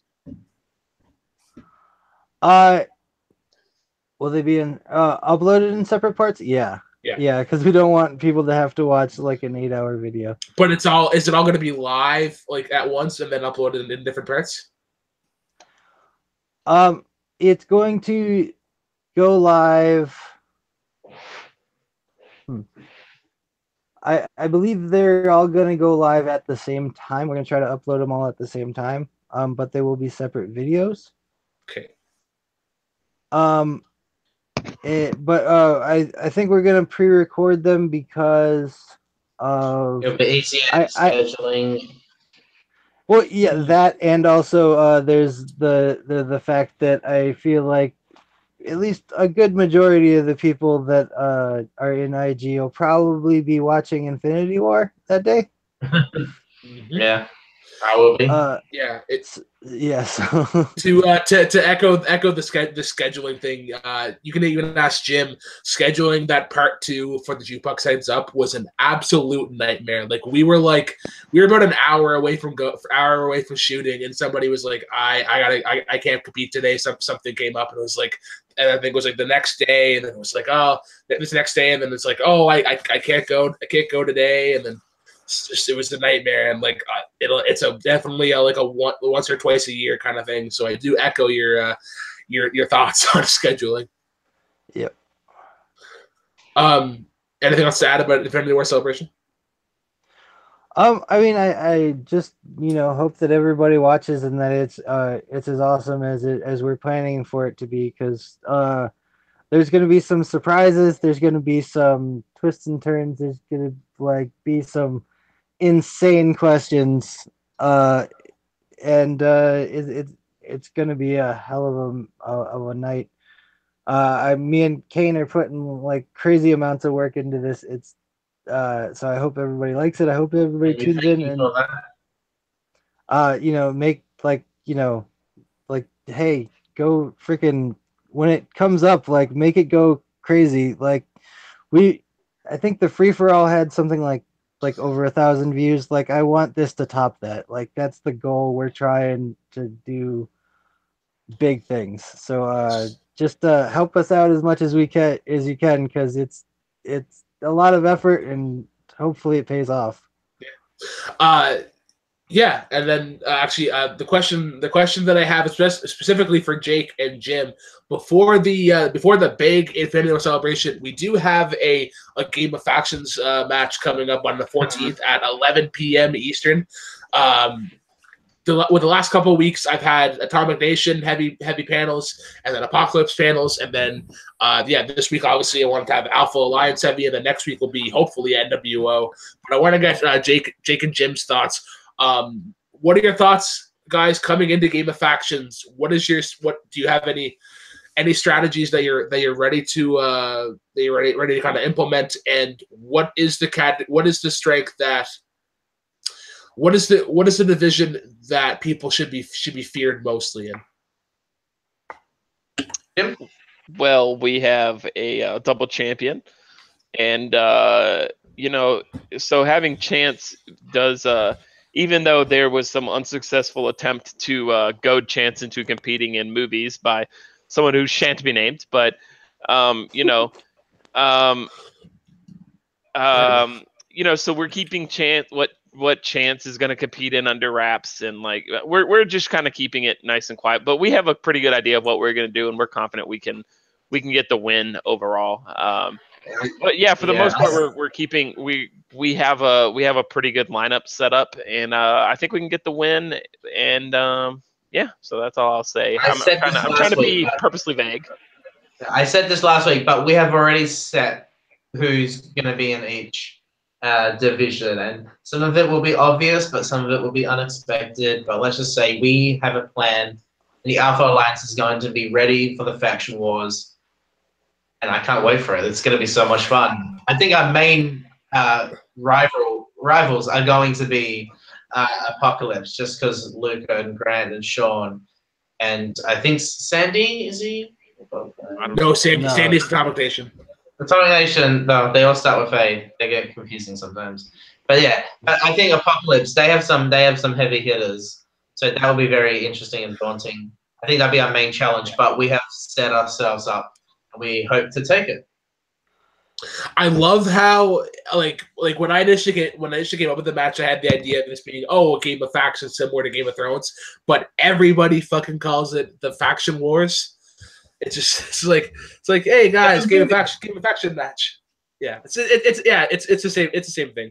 But yeah, be looking forward to that. That is a week from today at 11 p.m. Eastern. Oh, wow. Be sure to tune into next week's Rewind, where we're actually going to be doing the draw for the order of the divisions that we do, just so that teams can get a finalized strategy. So yeah, we are now coming up to let's see here. We got we're still under 2 hours, so we're doing pretty good. Sweet. I want to thank. I think there's nothing else to talk about, right? There's there's no bake sales going on. Nobody's celebrating like a 45th anniversary. Nobody's. No, I do want to say just real quick, like if Alpha Alliance doesn't put Robert in IG, you're stupid. Like that's all I'm saying. I'm not gonna say anything. No, we're putting Hunter. We're putting Hunter in IG. I was gonna say Hunter has to be. I mean, like if he gets all DC questions, you guys are set. So my joke didn't land. Interesting joke. I laughed internally. I mean, I think Hunter would be their only hope at winning the wrestling leg. So I would hope that he would get his. Spoiler: Chance is playing in wrestling. I mean, Chance took Nico toe to toe, so like maybe he was just kind of setting it. Maybe he was doing like the Mark strategy, where Mark was like, "Oh, guys, I'm not good at music. Music is my weak link." But then he got to the fucking final, so maybe everybody's like, "Well, if I implement this Mark strategy, then people will just underestimate me, and then I'll just kind of sneak my way in there." So, guys, I do want to thank the. I want to thank the panel for coming on today. First, I want to go to the guy who has been on here 2 weeks in a row. That is the Maestro Jake Marignoni. Where can the jack-offs, they're now called, where can the jack-offs in the world find you? That sounds so disgusting. And I'm Australian. You can find me on Twitter at Pretentious Hack, the P and the H are caps. I'm also on Facebook at Jake Marangoni. I'm also in General Trivia League.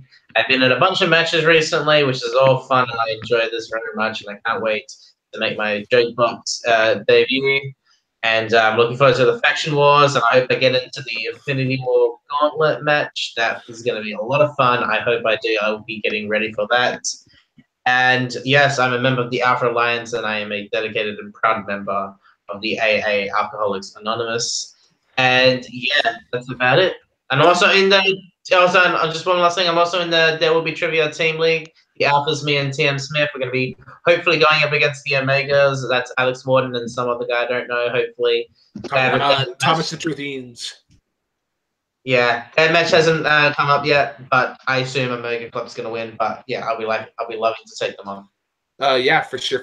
The first step, the first step of AA is admitting that you have a problem. So that's a good step, Jake. We hope you explore that route. To our resident cycle completionist, Jim El Lobo Green, where can the jackoffs in the world find you? In the Facebook group, of course, and on my page, on Facebook, and that's pretty much it. Yeah, and to our IG runner, mashed potatoes himself, Caleb, where can the jackoffs of the world find you? I'm so happy that you've adopted that, because I was gonna have to fight you on Jack and Jill's again, and yeah, I've given up on that. I just call everybody kids now. Oh, there you go. Jim's gone. You can find me on Facebook, Caleb H, or on Twitter, the Caleb Hansen. But all I do is retweet Jack of All Trivia. So follow Jack of All Trivia on Instagram, Facebook, Twitter, and YouTube. Yeah, the thing that we're on right now. And yeah, give us a like, comment, share, message us, join the league. We'll get you matches. We're doing stuff all the time. We're like freaking killing ourselves over here trying to get people to watch, and it's hopefully it's paying off because it's a lot of fun. Yeah, for the most part, it is a lot of fun. There are hiccups and there are definitely some low points, but we need, in order to have hills, we must have valleys. That's kind of a model that I go by. But yeah, I would echo all Caleb's statements. Find us on Facebook, Twitter, YouTube, Instagram, maybe MySpace if that ever comes back. You can find me personally on Instagram at brookieb.10. You can find me on Facebook at Brooklyn-Dale. If you want to be part of the Jukebox or the JOT family, just add one of us or come out of the group. Be like, hey, I want to compete in insert division here, and yeah, we'll get you in a match as soon as we can. That is Caleb. That is Jake. Chance and Jim were here, and my name is Brooklyn. Cheers, guys. Peace out, and as always, drive safely.